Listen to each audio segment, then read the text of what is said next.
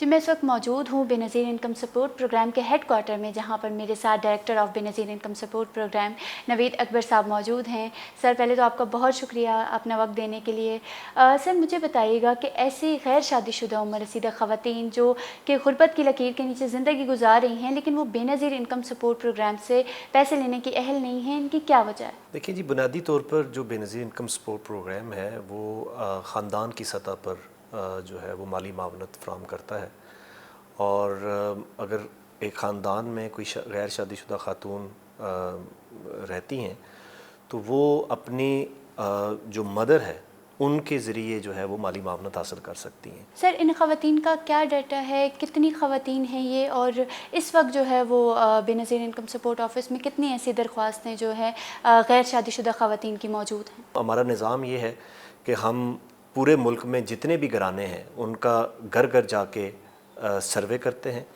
اس survey کی بنیاد پر جو بھی ہمیں جو گھرانے کے افراد ہیں اپنا ڈیٹا فراہم کرتے ہیں، اس بنیاد پر ہم ان کی اہلیت کو جانچتے ہیں کہ کیا وہ ایلیجبل ہیں یا نہیں ہیں۔ مالی معاونت کے سلسلے میں یہ ایک بہت ہی متھ ہے جو کہ ایسوسیٹ کی جاتی ہے BISP کے ساتھ کہ صرف شادی شدہ خواتین کو مالی معاونت فراہم کرتا ہے۔ ایسا نہیں ہے، ہم گھرانے کو مالی معاونت دیتے ہیں اور اس گھرانے میں جو خاتون خانہ ہے اس کو مالی معاونت فراہم کرتے ہیں۔ ہمارے ڈیٹا بیس میں اس وقت کوئی ہاؤس ہولڈ ایسا نہیں ہے جس میں صرف ایک غیر شادی شدہ خاتون جو ہے وہ ریزائڈ کر رہی ہو۔ وہ یا تو کسی فیملی کا حصہ ہوگی، کسی بھائی کے ساتھ رہ رہی ہوگی، یا اپنے والدین کے ساتھ رہ رہی ہوگی۔ تو الگ تھلگ ہمارے پاس اس وقت ہمارے پاس کوئی نمبرز نہیں ہیں۔ سو بیسیکلی ہم ایک انکم سپورٹ پروگرام ہے۔ ہم نے کبھی بھی ایز این آرگنائزیشن یہ کلیم نہیں کیا کہ ہم غربت کا خاتمہ کریں گے۔ ہم ایک پالیسی مرتب کر رہے ہیں، جس طرح بھی ہم نے یہ کیا ہے کہ جو خواتین اولڈ ایج میں رہتی ہیں، وہ اولڈ ایج ہوم میں رہتی ہیں بیکاز وہ کسی خاندان کا حصہ نہیں ہوتی، ان کا ہم نے ایک اسپیشل ابھی اقدام لیا ہے کہ ہم ان کا جا کے اولڈ ایج ہوم میں جا کے سروے کریں گے اور ان کو اپنے پروگرام کا حصہ بنائیں گے۔ بہت جلد آپ دیکھیں گی کہ یہ جو غیر شادی شدہ خواتین ہیں ان کو بھی ہم پروگرام میں حصہ بنائیں گے۔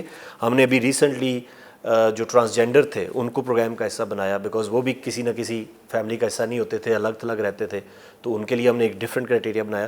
تو اب انشاءاللہ ہماری کوشش ہے کہ ان خواتین کو بھی پروگرام کا حصہ بنائیں۔ ماضی میں بے نظیر انکم سپورٹ پروگرام کے حوالے سے بہت ساری ایسی شکایات آئی تھی کہ بہت سے ایسے جو لوگ ہیں وہ اس پروگرام سے مستفید ہو رہے تھے، بہت سارے ایسے سرکاری ملازم بھی اس میں انکلوڈڈ تھے جو کہ مستحق نہیں تھے۔ تو آپ کو کیا لگتا ہے کہ اب بے نظیر انکم سپورٹ جو ہے وہ اتنا شفاف طریقے سے اس طریقے سے کام کر رہی ہے کہ اس میں اب وہ لوگ مستفید ہو رہے ہیں جو کہ مستحق ہیں؟ ہم 90 لاکھ خاندانوں کی مالی معاونت کر رہے ہیں، اور ہم نے تقریباً ہمارے پاس اس وقت کوئی 35 ملین ہاؤس ہولڈس کا ڈیٹا ہے ہمارے پاس۔ اوبیسلی سسٹم میں اتنا مطلب ڈیزائن میں پرابلمز آتے ہیں کہ کچھ لوگ ایڈوانٹیج اٹھا دیں۔ جس حد تک سرکاری ملازمت کی بات ہے، ہمارا اس وقت جب 2011 میں ہم نے سروے کیا تو ہمارا کوئی کرائٹیریا ایسا نہیں تھا کہ ہم سرکاری ملازم جو ہے اس پروگرام سے بینیفٹ نہیں لے سکتا۔ 2019 میں ایک پالیسی انٹروڈیوس کرائی گئی جس میں یہ قدغن لگائی گئی کہ اب سرکاری ملازم اس پروگرام سے بینیفٹ نہیں لے سکتا۔ اب ہم نظام